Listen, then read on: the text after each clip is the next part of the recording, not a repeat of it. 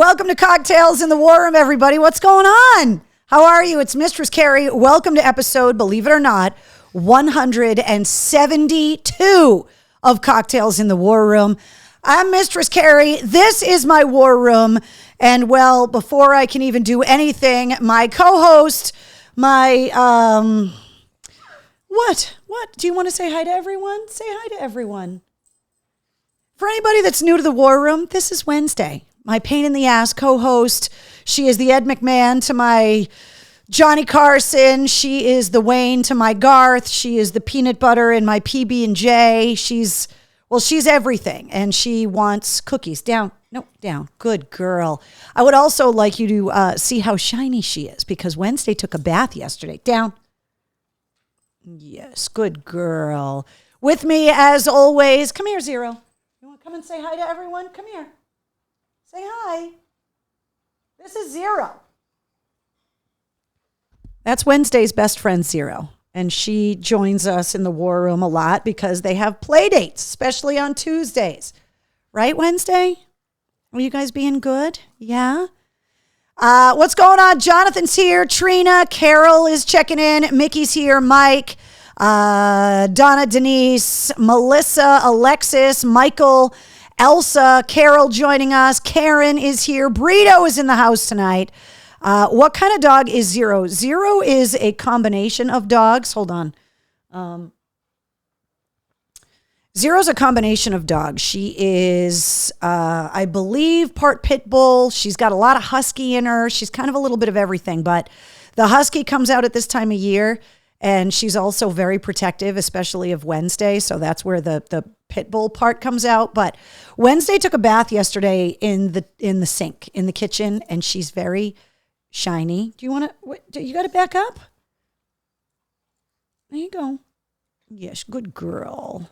Good girl. Zero's wearing her Christmas handkerchief that I got her for Christmas. So Rick is here. What's up, Rick? If you guys are new to the war room, if anybody's joining me for the first time, chime in on the comments. Let me know that it's your first Cocktails in the War Room.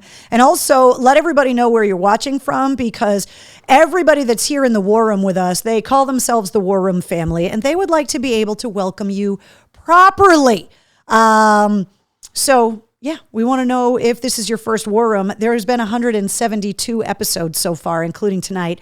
So cheers to you if you're new to the war room, and cheers to you if you join me every Tuesday night at 8:30 Eastern right here in the war room, because, well, this is what we do. This is how we get through a pandemic. This is how we deal with our lives. This is kind of how we do everything. You guys know what copper mug means. Copper mug means Moscow Mule with a couple of limes. Delicious. All right, Wednesday, I have one more cookie for you, and then you're done, okay? Okay? Can you have your paw? No, I want your paw. Thank you. Can I have the other paw? Thank you. Can I have a high five? Thank you.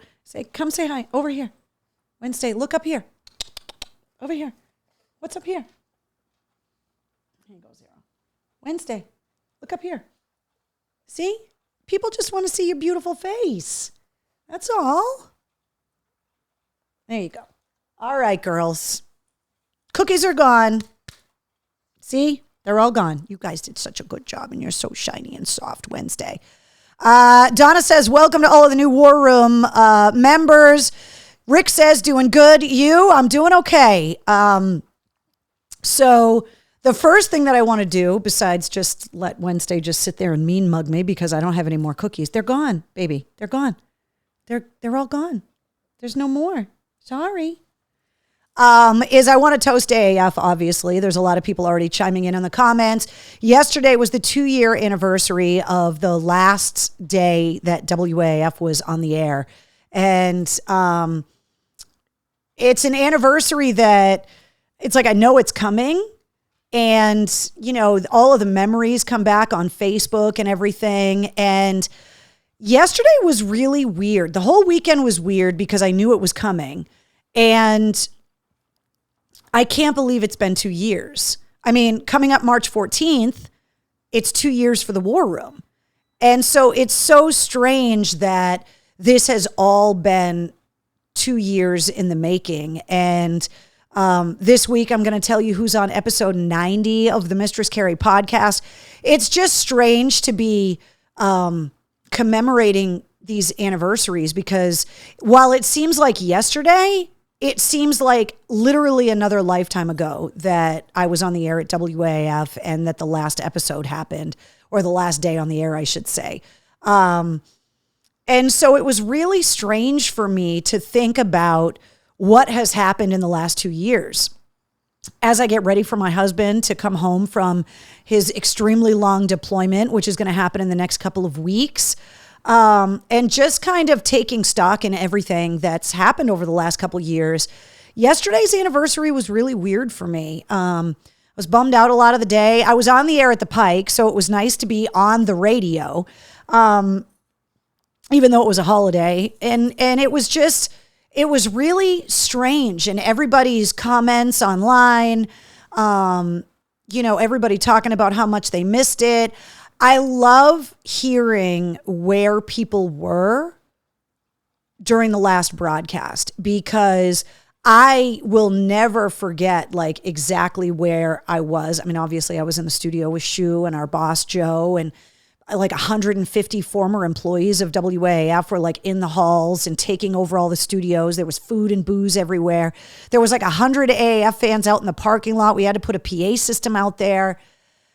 But I had this pit in my stomach from the moment that they told us that the station was going off the air until we actually went off the air. It was just this feeling of like sickness, burning, like you ate something bad. And it was awful, and dreading the last 5 minutes. From the minute we found out that the station had been sold and we were going off the air until they, when they told us we're going to let you guys say goodbye, dreading the last 5 minutes, dreading the last thing we were going to say, dreading the decision about what the last song was going to be. And the fact that I remember that part of it like it was yesterday, and the fact that yesterday was 2 years commemorating, it's just crazy to me. And Melissa says I was in Oklahoma for work. I was in the AAF parking lot. I know you were. I was laying in bed, bawling my eyes out, says Jen. I was at home in my bed listening to the last show. Chris says I was driving with my daughter back from Yukon for her spirit break, and I listened the whole way home. My youth was ripped away from me. A lot of people spent it in the car because that's where they listen to the station, and they were like, I want to be in the car. The reaction videos on YouTube that are still out there, it boggles my mind. And I know that every time we get to an anniversary about something, every time we hit, the 100th, the 150th episode of Cocktails in the War Room, when we get to, big episodes of the podcast, I know I've said it over and over again. I can't believe it's been this long, but it literally just blows my mind that it's been this long already. And it's because I spent 29 years of my life there. And just seeing the logo, I mean, it took me months to get used to not saying WAAF into a microphone, whether I was doing the podcast or whether I was doing other interviews or whether, I started on the air at different places. It's so ingrained. And now when I say it, that feeling when you've been in a relationship for a really long time and then all of a sudden you say your ex's name kind of unprovoked and you just kind of go, like, it's kind of like that. Like you just go, oh my God, wait, what just happened? So it's strange. So thank you for toasting WAAF with me. I still miss it every day. It's like a best friend that you lost too early, or a family member that, like, your favorite family member, just someone that you were so close to and that can never be replaced and kind of can never take that spot in your heart. That's kind of what it's like for me. And so, it's so hard, especially as I go to more and more concerts, right? So I was at Tool over the weekend, and I went out for dinner with some friends before the show, and just wandering around the show, it's still shocking to me how many people are still coming up going, oh my God, I miss AAF so much. What are you doing now? I can't tell you how many people had no idea about the podcast, because people have gone on with their lives, and especially through COVID, everybody's lives have been turned upside down, that you can't blame anybody for like not knowing what's going on in my life. So I got a lot of great messages from people just that I saw at the Tool show saying, hey, I just found your podcast. Thanks for letting me know about it. I can't believe that I've been missing this whole time. The episodes are great. So as I'm able to go to more and more shows, obviously, and as the world opens up, because we're starting to see that now, that vax card requirements, mask mandates, these things are slowly starting to go away, thankfully, as the rates of infection and the deaths come down.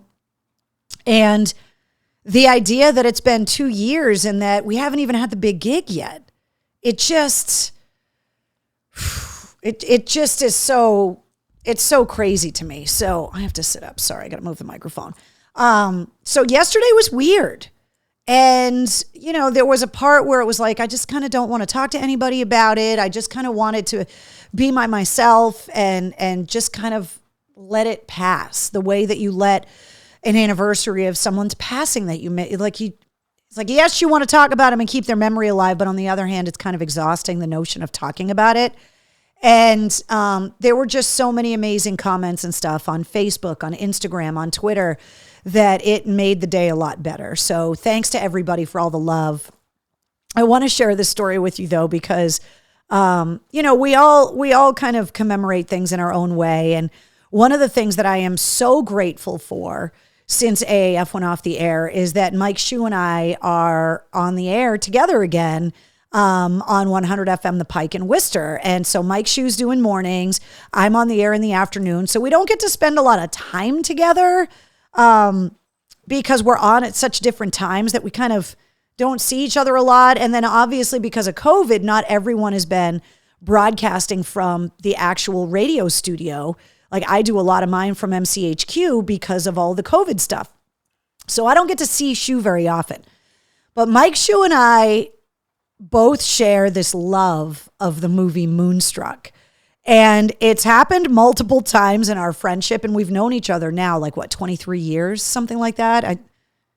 24 years that we've been working together. And out of the blue, it must just be on TV or like whatever. And Mike will just text me randomly. And I want to show you guys this. So today, Mike texted me out of the blue. And this was just like an hour and a half ago. I can't see his teeth when he smiles. What's he hiding? So I text, everything is temporary. He texts back, that's so Buddhist. Then I text, she had TB. Then he texts, wait for me by the doors, Mona. Then I text back, no matter what, you're going to die just like everybody else. Mike Shue and I have literally spent hours of our lives texting each other quotes to Moonstruck. And we did it again today. I don't know why. It's just one of these ridiculous things. There are those movies that you just quote, and Moonstruck is just this movie that I absolutely love. Mike Shue loves it. I think his wife really loves it, which is why he loves it, because he's been forced to watch it so many times. But when I think about AAF being gone and all of that, like I'm so grateful. You know, I've been bumping into a lot of people that I used to work with at the radio station. I saw a bunch of them at the Bruce Dickinson spoken word tour at the Schubert. I saw a bunch of other ones that were at Ghost and Volbeat. Mike Shue and I went to the show together last weekend. And, you know, seeing people at Tool, it's amazing, this family of people. And it's not just the people that were there at the end, but people that spent time there. The way that you consider, like, you know, your alma mater when you graduate from college, and there's just always that love for that place that you had those formative years. AAF is like that for so many people. And not just people that worked at the station, but people that work in the music industry that worked with WAF for an amount of time. And so getting to see these people over and over again, especially, like I said, now that shows are starting to happen, and because we were deprived of that kind of closure, that mourning, because of COVID, and we weren't able to get together as a staff and have a big staff party, and we weren't able to have the big gig yet and be able to kind of celebrate with all of you. And so, on one hand, the anniversaries are sad. And on the other hand, I wouldn't give up those friendships and those working relationships for anything in the world. So, I love that you guys are quoting Moonstruck now. So yeah, I saw a bunch of people, obviously at Ghost and Volbeat, which we talked about last week. I saw Penny and a bunch of other people that have backstage passes, that Mistress Carrie backstage passes, that join us in the war room all the time. So, it's been really good to be able to see people and to get reacquainted with people. And I look forward to being able to do that more and more as the world opens back up. And there's a lot of shows that are coming up, a lot of shows that are getting announced. I have some other ones that I have to tell you about tonight. So, yeah, cheers to AAF. Cheers to Moonstruck and my AAF family. Thank you guys once again for helping me get through a tough day yesterday. And, like I said, the next couple of weeks, my husband will be home. Things are starting to feel like they're starting to get back to normal. I mean, when I think about just COVID and how it's affected the world, right? Then I think about the fact that WAF going off the air, like right before, my husband has been deployed for most of COVID and been gone. My mom's illness and all of that kind of really coming to a head as COVID kind of hit. There have been a lot of major life things for me outside of just dealing with a global pandemic that has altered everything. And I have to, when my husband said something really great yesterday, because a lot of my friends were reaching out on social media and stuff, knowing that it was the 2-year anniversary of AAF. And, he said, look at how far you've come. Look at everything that you've done in the last 2 years. Look at how far you've come. And I spent a lot of time yesterday kind of thinking about that too, just like everything that's happened and all of the good things that have come out of it as well. And it just blows my mind. It blows my mind that it's been 2 years, and you guys have been there every step of the way, and it's been amazing. And Eric says now we've got issues with, it's not just Ukraine. There's stuff going on in Belarus too. That's the part of this conflict and moves that Putin's making that people aren't even talking about. But there's a lot going on. Today is the anniversary of the Miracle on Ice that happened in 1980. And remember how the world was in the relationship with Russia in 1980 when the Miracle on Ice happened? And look at where we are all these years later. And we're right fucking back here again. It's just crazy. So I definitely wanted to talk to you guys about the anniversary yesterday, but I don't want to dwell on it, obviously, because there's a lot to talk about. You already got to see Wednesday. Maybe she'll grace us with her presence when she comes back. Let's talk about the podcast. Last week, an artist joined us for the second time. I mean, after 89 episodes, artists are starting to come on the show more than once. Tyler Connolly from Theory of a Dead Man has come on more than once. Amy Lee from Evanescence has been on more than once. Brent Smith from Shinedown's been on more than once. And now Aaron Jones has been on more than once. And there have been a few episodes, the Tommy Vext episode, the Sully Erna episode, where I have had to do the interview while the person was driving. And this is the Joyous Wolf interview we did while the guys were driving. And this is another one where Aaron was literally being driven to the airport to fly to Paris. And he was like, oh, wait, we got to do this interview. And so having Aaron back on the show, the first time he was on was episode 20. And now he's on for episode 89. So that's 69 episodes in between, which means 69 weeks. And a lot has happened in those 69 weeks for him. The album coming out, getting on some huge, massive tours, opening up for the Rolling Stones, touring with Shinedown, having 3 songs, I think, crack the top 5 on the rock charts. And all of that happening, the Seattle Kraken ice hockey team using his music as intro music on the ice. These are all massive things for an artist, and especially for a new artist that broke during COVID.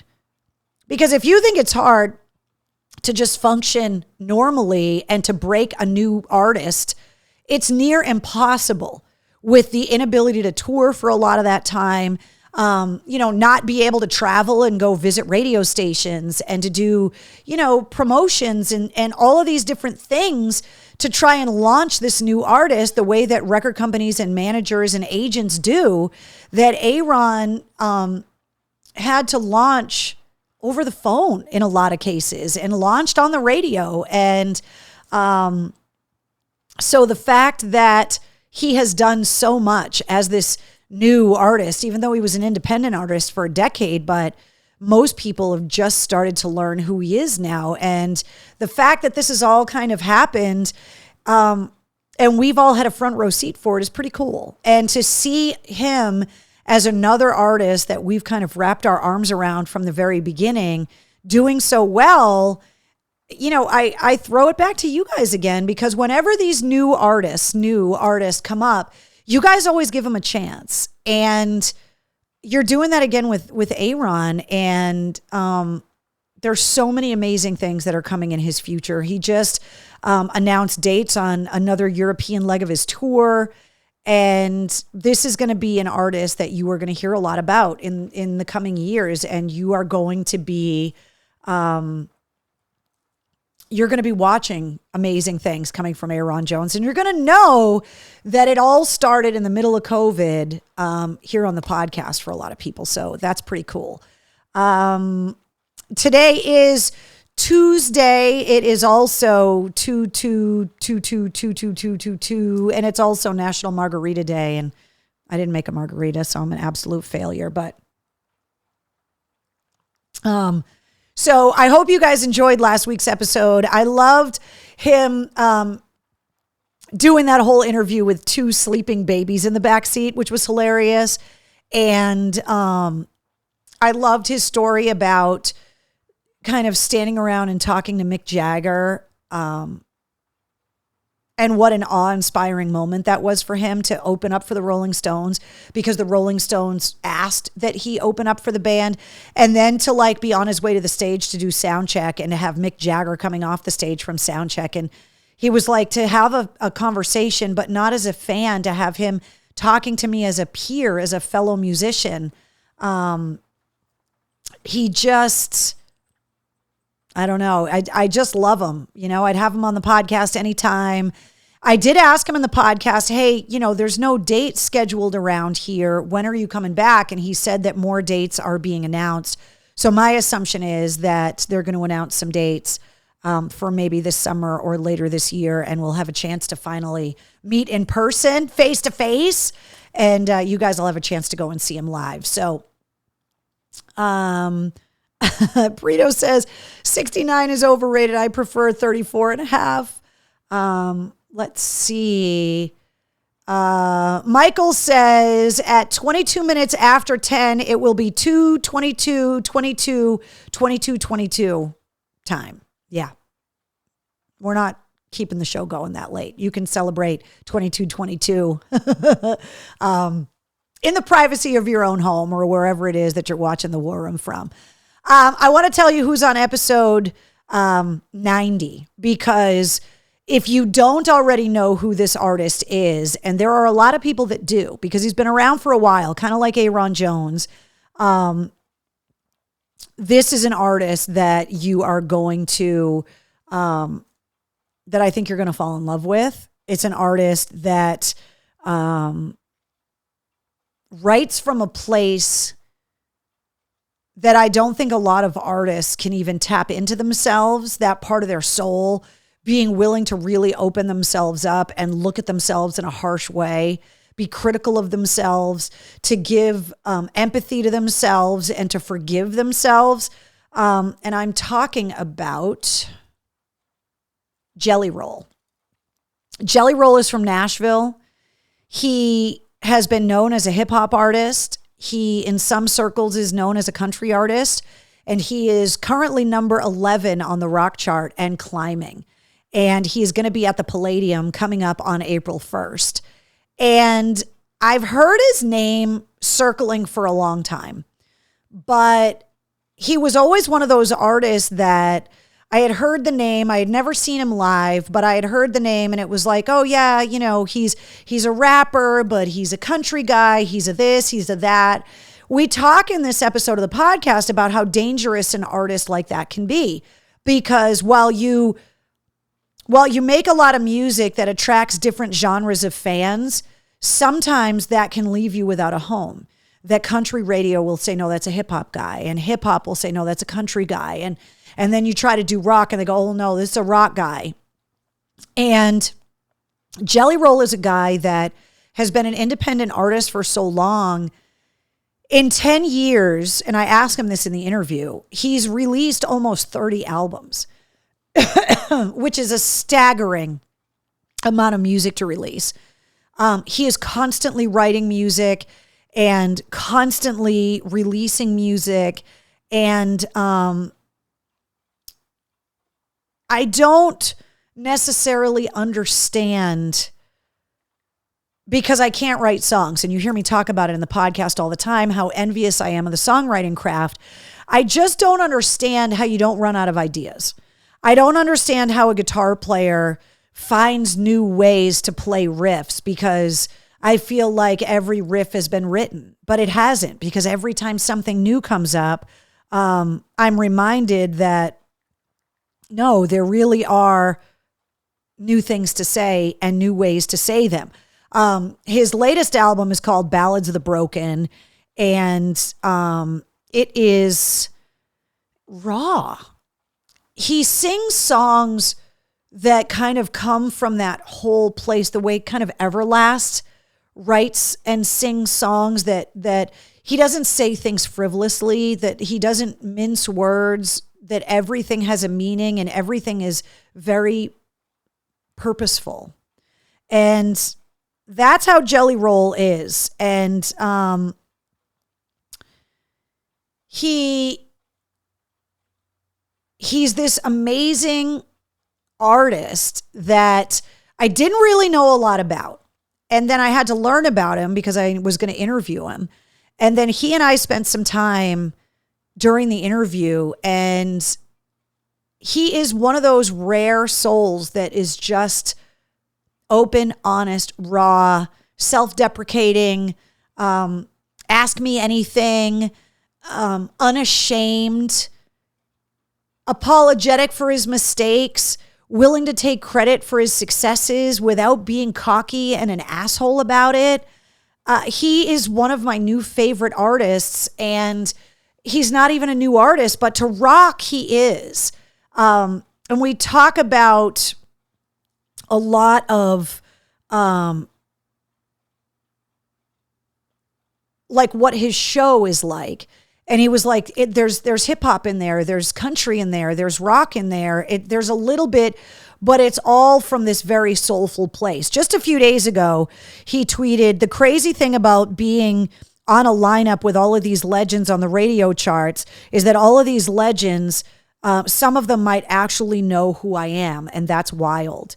And Zach Myers from Shinedown said, they're all about to know. And Jelly Roll has been on stage with Shinedown. He's toured with them. We spent some time talking. He went up on stage and sang Simple Man with them, and we talked a lot about Shinedown's version of Simple Man. And, you know, he's added to huge rock festivals like Rockfest and Welcome to Rockville. And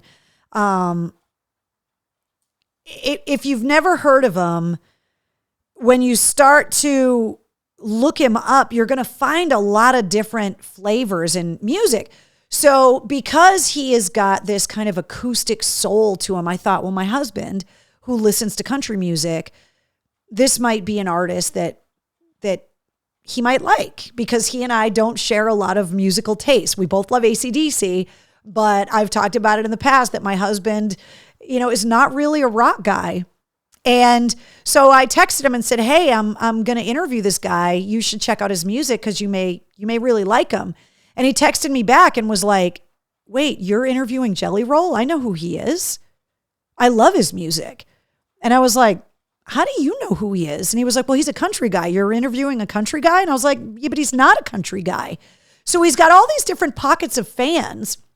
I can't wait to go see him at the Palladium, because then all of those people are kind of all going to be in the same place at the same time, which is kind of crazy, because that doesn't happen often with artists, that they are able to attract, he was like, when it comes to like heavy metal, it's a certain fan base. And when it comes to like real country, it's a certain fan base. And we had an extensive conversation about radio formats and music listening and how we all kind of grew up with the music that we love. And he talked about how he loves looking out at the crowd and seeing a cross section of everything, and that everyone finds something about his music that they love. And so I think that I think this is going to be an artist, if you've never heard of him before. I try so hard to find these artists for you that okay, I'm going to give him a shot. You might not like all of the new artists that I try and introduce you to, but I think more often than not, you're going to, because you're going to be like, oh, wait, okay, I get this. This person is trying to do something a little bit different, a little bit fresh. I'm trying to look up, hold on.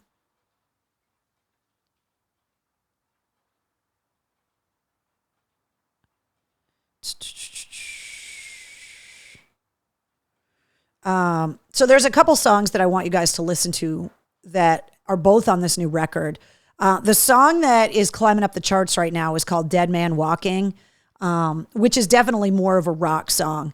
Then there's a song called Son of a Sinner that I absolutely love. That's definitely got a little bit more of a country flair to it, but not in like a steel guitar twangy kind of way, and like a sitting down with an acoustic guitar pouring out your soul kind of a way. And in that respect, it's not just country. There's a lot of musical genres that are kind of, just three chords in the truth, as they say. And so good night, Melissa. So if you guys are going to check him out for the first time, Dead Man Walking is the first song that he's released that has actually hit the rock charts. And it's on this new record that he's got out. And Son of a Sinner, I think, is a great song. I think Sober, as you listen to his lyrics, he really has a way of like unzipping himself and pouring everything out there. And, he's the kind of guy, you can see him in the picture. He's a really big guy. He's a tall guy. He's a big guy. He's got face tattoos. He's got a Southern twang, born and raised in Nashville. That's where his whole family is from. So it's really kind of hard to pigeonhole the kind of artist that he is. And I couldn't have loved our interview more. I never expect anyone's going to be a jerk. They agree to do the interview with me, so obviously they want to be interviewed, but you never know how you're going to hit it off with people. And he and I, within 5 or 10 minutes, it was like we'd known each other for decades. And I really want you guys to check him out. I can't wait for you to listen to this episode and let me know what you think next week. And I also, you want to talk about a diverse playlist. There's everything from like 3 6 Mafia to Tupac to James Taylor. I mean, we talked about a wide range of music in this interview, and it is all in the playlist that goes along with episode 90. So this episode of the podcast, sponsored once again by Digital Federal Credit Union. If you want to refinance your car loan, you can do it with DCU. Go to dcu.org to get more information. And the new episode of the podcast goes live at midnight tonight. So episode 90, believe it or not, features Jelly Roll. And I really think that you guys are going to love his music. I really do. So, Mark, exactly what Mark said. That sounds like my playlist. And that's what Jelly Roll and I talked about, was there was a time in music, especially for me growing up in high school, where like what you listened to defined you, right? The concert shirts you wore, the bands you liked. And so I was into hard rock and heavy metal, and that was kind of the badge of honor, which is why I was late to bands like U2 and INXS. Like I didn't really like those bands growing up because I was a metalhead. I was kind of the goth kid too. So like I got into like The Cure and Duran Duran and stuff, but I was a hard rock like metalhead. And it was part of your identity, but music fans are so diverse in what they listen to. And an artist like Jelly Roll is a perfect example. I asked him where all of these different influences came from, and he broke it down for me. Where he got exposed to hip hop growing up, why he loved country music growing up, where the rock influence came from. And so that's why, like Bish is saying, like, yeah, most people have diverse listening habits, and there's a little bit of everything in there. And so I think that you're going to find things. You might not like every one of his songs, but I think you're going to like more of them than not. So I can't wait for you to check them out. Episode 90 goes live at midnight tonight. When you subscribe to the podcast, which you can follow and subscribe everywhere, you also get the Sit Rep, which is Monday through Friday. All your rock news, music headlines, entertainment updates, everything you need to know, you find out. And it goes live really early in the morning. I think it uploads at 3 a.m. so that no matter what time you wake up in the morning, the Sit Rep is there waiting for you. And this is just some of the places that you can listen to the podcast. So wherever it is that you go and listen to podcast, just search the Mistress Carrie podcast. You find that artwork right there. You know you're in the right spot. And follow it. Leave comments. I wanted to share this with you guys. So we're holding strong at 130 countries. Now, normally I tell you guys who the number 2 country is that's been listed to the podcast, but I wanted to run down the top 10 for you guys this week. So the U.S. listens to the Mistress Carrie podcast more than anybody. Canada is at number 2. Australia is number 3. Germany is number 4. India is number 5 in listenership of the Mistress Carrie podcast worldwide. The UK is number 6. Italy is number 7. The Netherlands at number 8. The UK is on there twice. Sorry. And rounding out the top 10 was the United Arab Emirates, and which is kind of hilarious. So it's either people that are finding out about it online, people that are finding out about it because of the military that are listening over there, or the people that I bumped into while I was on my vacation. But this is overall since the launch of the podcast, by the way. This is the top 10, which is kind of crazy. So thanks to everybody that listens to the podcast worldwide, 130 countries and going strong. This is going to be a big week for new releases. There's a lot of great new music coming out this week. The Beth Hart Band is releasing a tribute to Led Zeppelin. That comes out on Friday. The Scorpions' new album, Rock Believer, comes out this Friday. Corey Taylor's CMF B-Sides comes out this Friday. There are covers by Eddie Money, John Cafferty and the Beaver Brown Band. He does... he covers so many people on this album. It's acoustic versions. It's song medleys and live stuff. It's cover songs. There's a little bit of everything on there. And if you're a fan of Corey Taylor, you're going to absolutely love it. And the new Guns N' Roses EP, Hard School, comes out this Friday as well. So a lot of new music coming on Friday. And that's just the start, because there's going to be so many amazing albums that come out this year. Also coming out on Friday, the Foo Fighters album, Studio 666, hits theaters nationwide this Friday. Steve Vai gave an interview on the red carpet of the premiere last week, and his hands are actually in the movie. My assumption, the way that Steve Vai talked about it in the interview, he said Dave Grohl's not really a shredder. So it sounds like at one point, I don't know if it's possessed Dave Grohl in the film, but that he needed to shred. And I guess where they were making the movie is a 3-minute walk from where Steve Vai actually lives. So he just kind of walked over and filmed a scene shredding for the movie. So if you're going to watch the movie on Friday or over the weekend, you go to theaters, keep an eye out for Steve Vai's hands in the Foo Fighters movie. A reminder that Korn, Chevelle, and Code Orange are going to be at the Dunkin' Donuts Center next month. They're going to be there March 16th and at the SNHU Arena in Manchester on March 19th. Judas Priest rescheduled their tour dates. They're at Mohegan Sun April 2nd and at the Songus on April 4th. You also are going to get, speaking of all of that new music, the new Shinedown, Planet Zero is coming out April 22nd.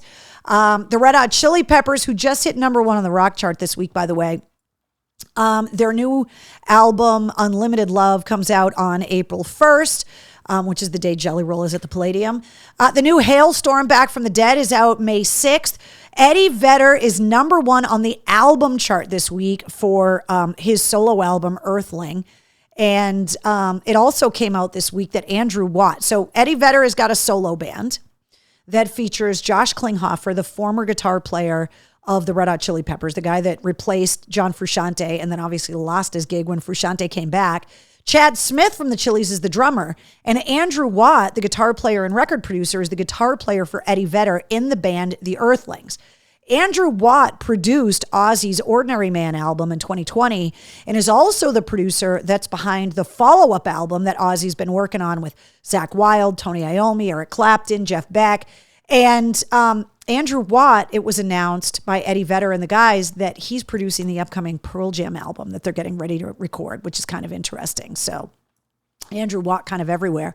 Speaking of Corey Taylor, the Knotfest Roadshow is going to be at the Dunkin' Donuts Center in Providence on May 21st and May 22nd up at the SNHU Arena in Manchester. Those tickets are on sale. Breaking Benjamin and Seether with Starset will be in Manchester on April 22nd.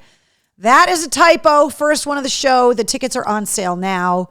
So drink. If you're new to the War Room, when there's a typo on the screen, because I'm a total slack ass, you drink. Also, Pussifer is going to be at the House of Blues in Boston on June 28th. Speaking of Maynard, because he was just in town on Saturday. And like I said, Jelly Roll is going to be at the Palladium on April 1st. Also, this Friday, if you're not doing anything Friday night, Dream Theater is at the Wang, and there may still be a few tickets left available if you want to go out and see an amazing show. Bring your calculator so you can keep up with Mike Mangini. Dropkick Murphys are going to be in town next month for St. Patrick's Day, March 17th, 18th, and 19th at the House of Blues, March 20th at Roadrunner, the new club in Brighton. And as it was announced last week, Al Bell from the Dropkick Murphys has dropped off the entire tour for the year to take care of his mom, which is an amazing thing. And so once again, we want to send love to Al Bell and his family. Royal Blood will be at the House of Blues coming up May 24th. Ringo Starr and his all-star band, which includes everybody from like Steve Lukather. I mean, his all-star band is literally an all-star band. He's got dates everywhere from Boston to Worcester to Guilford, New Hampshire, Providence, Rhode Island. He is also playing Tanglewood this year. And they announced the calendar for Tanglewood, and he's not the only person playing Tanglewood. There's actually another tour that got announced, and I'll fill you in on that in a minute. Papa Roach, the Kill the Noise tour is at Mohegan on March 24th. Mammoth WVH and Dirty Honey's co-headlining tour Young Guns has started, and they were supposed to play Big Night Live down at the Garden last month, but they're going to be there on March 26th. Jerry Cantrell is also going to be at Big Night Live coming up April 9th. Turnstile, another one of these new bands that I try to turn you on to on the podcast, they're going to be at the Palladium May 21st. And then the Black Crowes are playing Tanglewood coming up June 29th. It got announced today. Tickets go on sale on March 10th. It also got announced today that Tool are re-releasing Opiate for their 30th anniversary. And that is my favorite Tool song. It's off their first EP. This tour that they just came through Boston and played the Garden, they didn't play any radio songs on the tour. There was no 46 and 2, no Sober, no Anima, no Eulogy, none of that. But they played The Pot, they played Opiate. As soon as they played Opiate, I was like, okay, I'm done. I'm good. I can go home. They played Fear Inoculum. They played Hooker with a Penis. They played all kinds of stuff, but they didn't play any of the radio hits. Well, they're re-releasing Opiate for its 30th anniversary, which is pretty cool. Also want to put a plug in for Record Store Day, which is coming up April 23rd. And there is a long list of amazing releases that are coming out exclusively for Record Store Day. And I got all of the shows, all of this stuff is on the events calendar at mistresscarrie.com. We got really sad news today that Mark Lanegan passed away. Mark Lanegan was the singer from the Screaming Trees. He was also a member of Queens of the Stone Age. And some people may not remember, but he was also in Mad Season and wrote a lot of that music for the Mad Season album with Lane Staley. He did an interview back in 2018, and he said he had never written a song this way before. And after I saw this interview today, I went back and listened to the song. The song Long Gone Day by Mad Season, Lane Staley and Mark Lanegan sat down and each one wrote, like one wrote a line to the song and then gave the piece of paper to the other.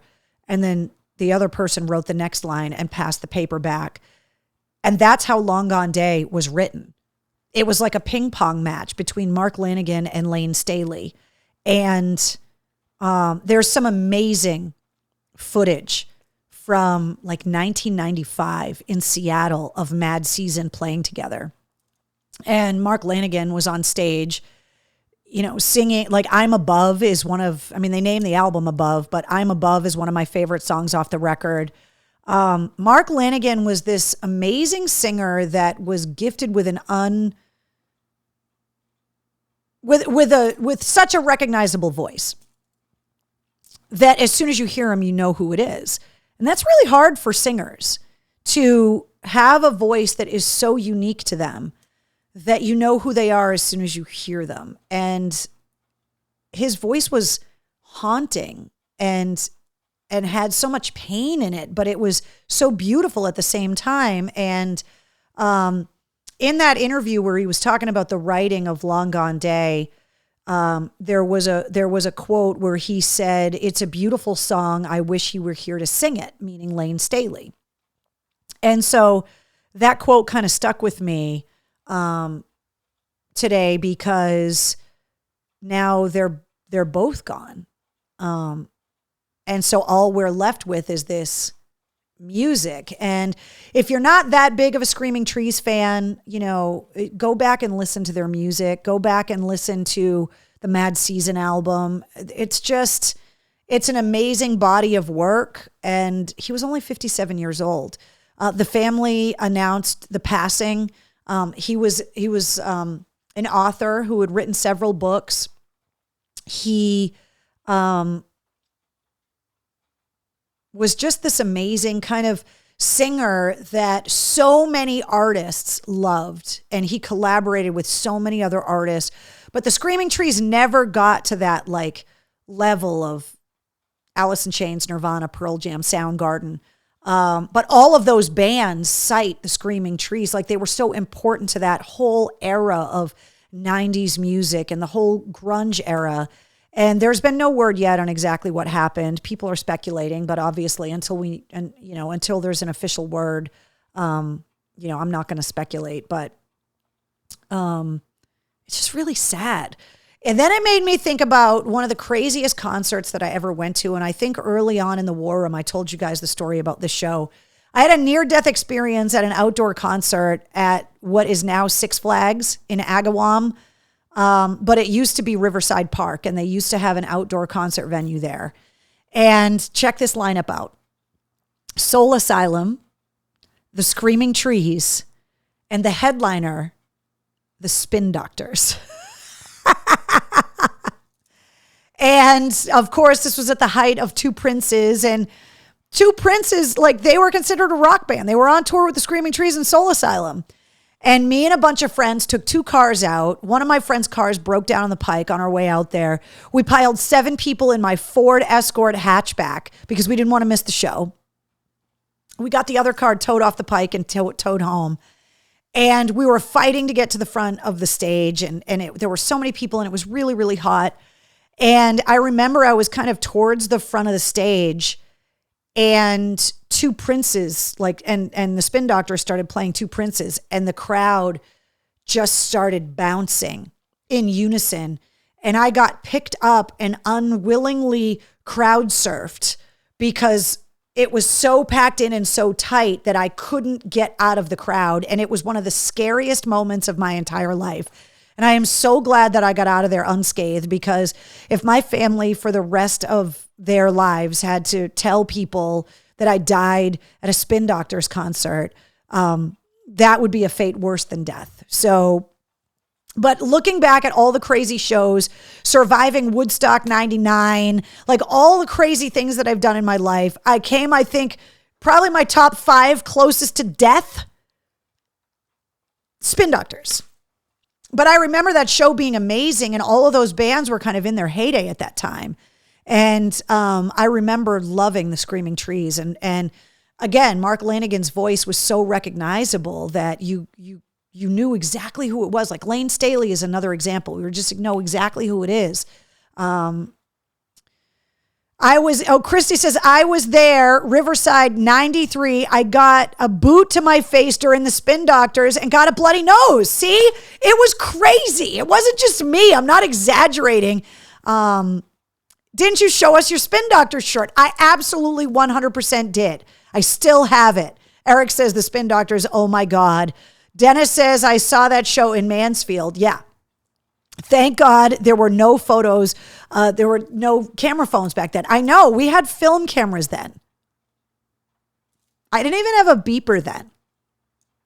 I didn't even get my beeper until, well, I was a roadie when I got my beeper. So that was 95, 94, 95. I got my pager and then got my first cell phone, I think in 98 when I started on the air at AAF, which is just crazy to think about. But,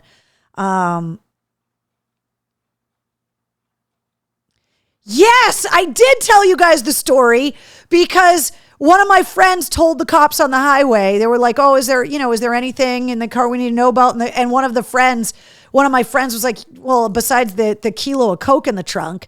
And we all just were like, what the fuck, dude? Like, obviously there was no Coke in the car. So we were like, why? You don't joke about that. We're all on our way to a concert. P.S. Some of my friends had weed on them. So yeah, crazy show. And I'm trying to remember if that can't be the only time I saw the Screaming Trees, because there have been too many shows over the years, but that's the one that sticks out the most, for me. So Jason says 94. I was there in 94. Didn't have any issues. Just no Coke, just dead hookers. Yeah, exactly. That's the kind of idiotic thing one of my friends would say. I think I talked about it before. The reason why we had such a good experience in 99 is because I had already been in 94 and kind of had an idea of what to expect. And we went in an RV, so we were prepared. Yes, I had a beeper. Hey, what's up to the guys in sepsis? Hey guys, how are you? Speaking of the new rock show that was down in New Bedford, there's something coming up in the mail call that I have to tell you guys about. So anyway, I wanted to make sure that, I properly commemorated the passing of Mark Lanigan, because even though Screaming Trees never got as huge as some of those other bands did in that era, he was incredibly influential and such an amazing songwriter and a talented guy. And just go back and listen to that Mad Season record. And Long Gone Day, now that you know the story of the recording of it, or go listen to I'm Above and listen to the duet with Lane Staley and Mark Lanigan. It's pretty amazing stuff. All right, speaking of the big gig, it's coming up. We're only a couple months away. Coming up at the end of April 30th at the DCU Center, Godsmack, 3 Days Grace, Black Veil Brides, Wage War, and Lilith Czar. If you don't have your tickets yet, you can get them. Mike Shue and I will see you there. It's going to be an absolute blast.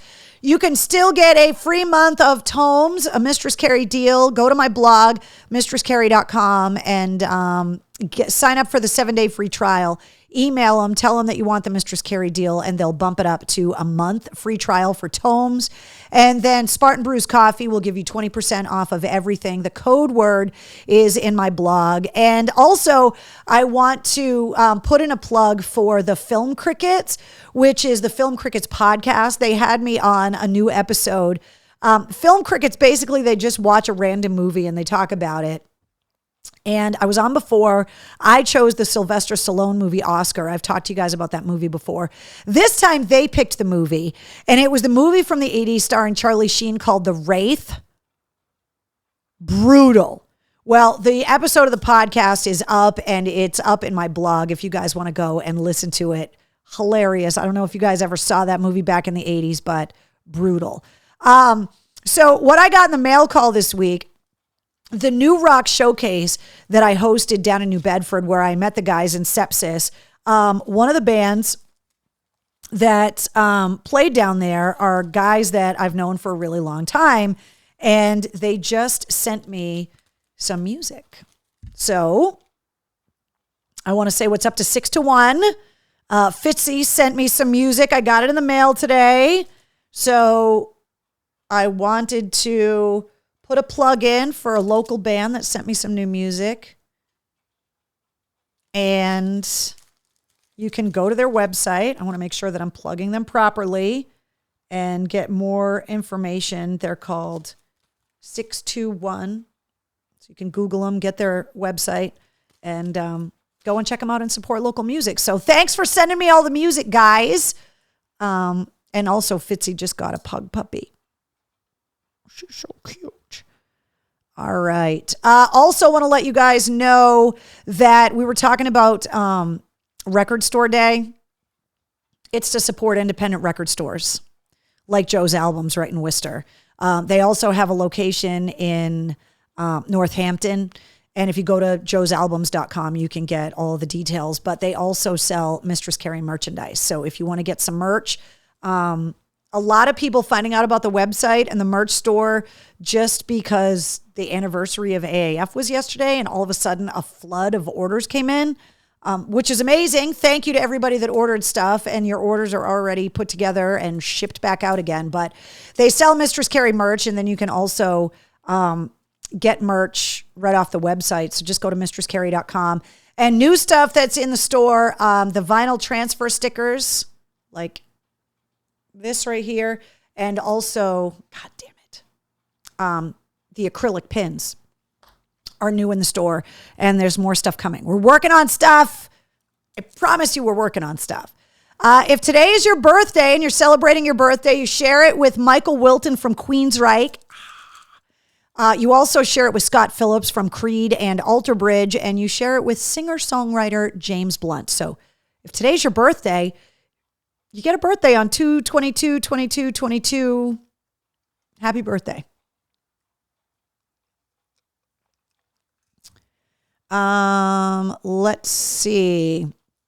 Also want to say what's up to everybody that has a Mistress Carrie Backstage Pass. If you listen to the podcast, the Backstage Pass holders get shout outs all the time. They submit podcast interview questions when I go anywhere, travel blog updates with all kinds of exclusive photos. There are also ticket giveaways that happen all the time. And for Backstage Pass holders right now, you have access to Pussifer tickets, Breaking Benjamin tickets, Royal Blood tickets, Knotfest tickets, and Korn tickets. So if you don't have a Mistress Carrie Backstage Pass yet, you can get one, patreon.com/Mistress Carrie, or just go to mistresscarrie.com and click the Patreon button. And you also are going to find out first about exclusive events, and hopefully eventually, as the world really starts to open back up again, to be able to have Backstage Pass, like exclusive stuff too. So there's all kinds of stuff in the works. And just as a reminder, this is where you can find me online. I have some Cameo videos that I have to record later, which I'm really excited about. So you can find me on Cameo. Just look up at Mistress Carrie. But the YouTube channel is where all the episodes of Cocktails in the War Room live after we're live on Facebook. Patreon is where you can get the Backstage Pass. And then, of course, there's TikTok, Facebook, Instagram, and Twitter, because I'm kind of everywhere. So happy unbirthday, Keith, by the way. I love that you guys wish Keith a happy unbirthday every week. That's awesome. Good night, Jeff. I know we're losing some people early tonight because I think the 3-day holiday weekend killed a lot of people, and it's pouring rain and kind of shitty out. So for anybody that's in New England, the weather has been kind of crazy, and we're getting snow. It's going to be like 60 degrees tomorrow, and it's going to snow by the weekend. So Mother Nature is drunk once again. No shocker here.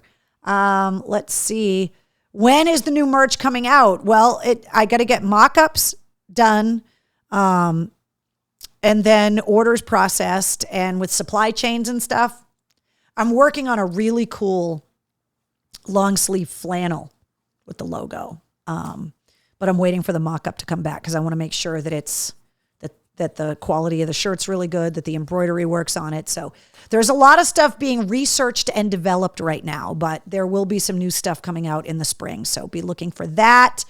Let's see. Mother Nature is having a social. Yeah, exactly. Walter, get the shovel, says Mickey. Yeah, we think we could get up to a foot of snow. It's going to be 60 degrees tomorrow, and we could get a foot of snow by Friday. Exactly. And it's creating ridiculous potholes because the temperature has just been going crazy, crazy, crazy. So a purple flannel. Yes. Purple plaid flannel.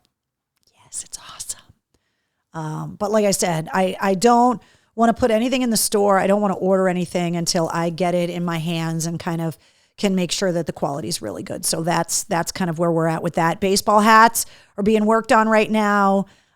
Tank tops are being worked on right now. So there's a lot of stuff coming. So, all right, guys, I think that's it. Super excited for you guys to check out this week's episode of the podcast. And I cannot wait for you guys to check out Jelly Roll's music and to give me some thoughts next week. So I know it's fake spring. I know.